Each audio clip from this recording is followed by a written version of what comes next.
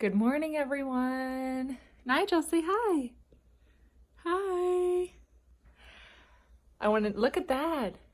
It is snowing in Buffalo, hence why I'm wearing a tassel cap inside my house. We're about to go outside and run some errands, but I just wanted to jump on and share a little bit about what I've been reflecting about. I haven't really been on social media a lot, really at all, in the past 2 weeks, and I just wanted to share kind of the reason why I decided to take a little break from social media and some things that I found that really kind of hit me hard, and maybe stop and think about the time that we're given each day, and what I'm doing with my time, and if I'm being intentional with my time and enjoying the time with these little guys. About a month ago, I was sitting, and I didn't realize I'm new to the whole iPhone world, but they have a screen time app on the iPhone, and it tells you how often you're on your phone, how many pickups that you do of your phone, how much time you spend on social media, on the internet, on reading, on text messaging, all these things. Wow, I did not realize how much I was on my phone. I mean, I knew it. I think I knew it. But seeing the numbers really put it in perspective for me. So if you have the iPhone app, and I'm sure that there's an app for Android to track your screen time, I think it was really helpful for me to see it and to really stop and think about. So often with little ones, having a 2 and 4 year old, I often find myself saying, I don't have time for that. I don't have time for that. Someone will ask, oh, are you reading any books? And I'll say, oh, I don't have time to read a book. I don't have time. Or maybe there's a hobby. I used to really enjoy painting. I have a guitar hanging on my wall because my goal was to get back into playing the guitar. But it's sitting on my wall, and I'll say, well, I don't have the time for that. I'll say, I don't have the time to paint. I don't have time to read that book. I don't have time. I find myself not having time to read my Bible and the things that are important to me. The other thing that kind of hit hard with me was that Lena is now 4 years old. She is watching everything that I'm doing. She's looking at my habits, and I can say something's important with my words, but if I'm not actually showing her with my actions, then it doesn't really have much weight. And the same with Nigel. And something I noticed is if I set my phone down, I'm trying to get better at setting my phone down, he'll go over to the desk and he'll pick it up and he'll bring it back to me. And in my mind, I'm thinking, he thinks I need to have this phone on me at all times. And I don't want that to be the case. And the same for Lena. She loves to do pretend play. And I'm hearing her pretend play and say, oh, Instagram. I'm thinking, I don't want her to pretend play talking about Instagram. The other thing I found myself doing was when I'm spending time with the kids, and really I only have 1 more year with Lena at home before she's in school all day, full time, for the rest of the time that she's home. So that really blew my mind and helped to put things in perspective. But,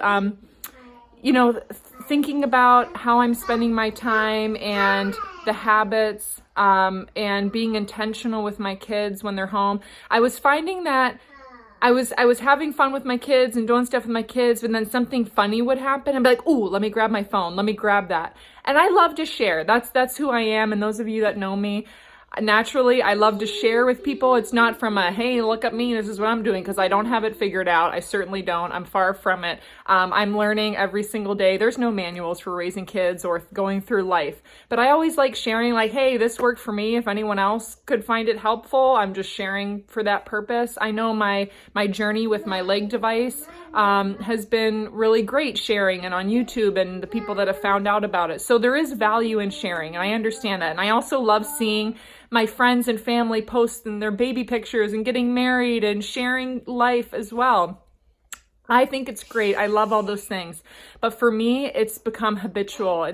It's really an addiction. I mean, I'm just going to call it what it is. I've been on social media since freshman year of college. That was 2004. So that's a long time, like 14 years on social media. So there is value in it. I'm not going to completely delete my accounts, but I need to put boundaries in place for me, because look, I have my numbers from the Screen Time app, and October 7th is when I first looked at it. I spend 40 hours a week on my phone. 40 hours, that's a full-time job. That's how much time is on my phone, okay? In October, 5 hours and 48 minutes per day on my phone. 7 hours and 57 minutes spent on text during the week. 7 hours and 22 minutes spent on Instagram in the week. Yes. Gosh, I'm looking at these numbers. They're really scary. And I'm just being real, okay? I'm putting it out there. And this is real embarrassing. And maybe your numbers are significantly lower, but maybe you're like me and didn't really realize the numbers. So 19 hours a week on social media. 19, that's a part-time job.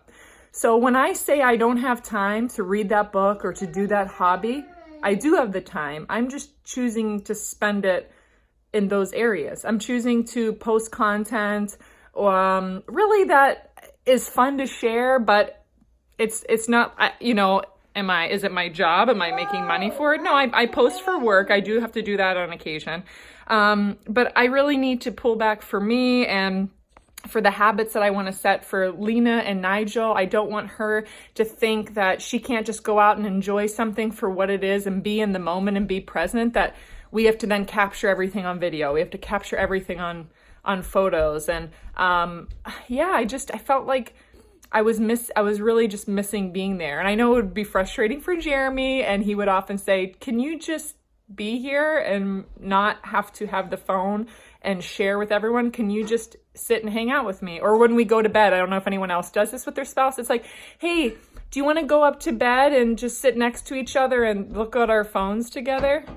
Because that's really cool. That's great. And we found ourselves doing that. Or as soon as you sit on the couch, or if you're parked in a parking lot, pick it up. First thing when I wake up, pick it up. Before I go to bed, pick it up. And so I'm seeing that. And so here's what I'm looking at. How often I spend on text messages. I have 129 pickups a day on my phone. I get 160 notifications a day. And every time that notification goes off, you're like, oh, okay, what is it? I don't want to ignore someone. What if they have a message and they have a question and I need to get back to them? And it was causing me more stress, more anxiety. There was so much more noise going on in my head. And I would find myself getting overwhelmed very easily.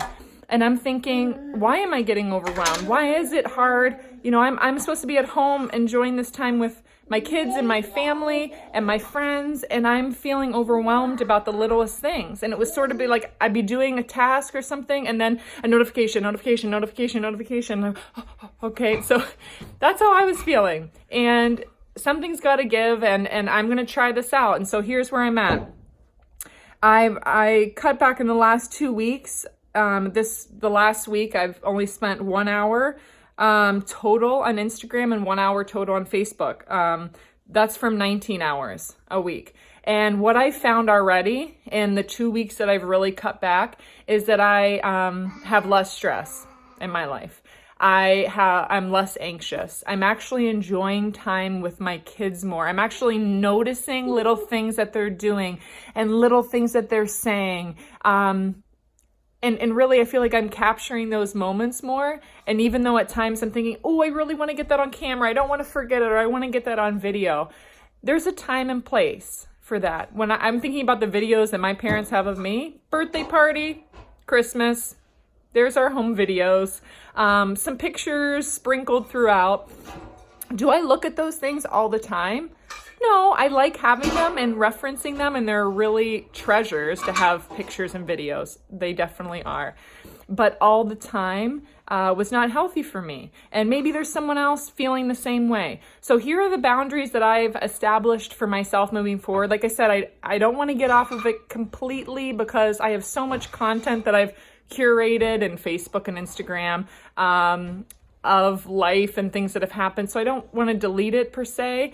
Is that I would just want to have specific times during the year to post and to share, because I know I have family and friends on here that I've grown up with my whole life, that have watched me grow up, and I love that they can be a part of our children's lives no matter where we are. We're in Buffalo, they're in Pittsburgh, they're all over the world, and they can be a part of it. So I still want to keep some connection.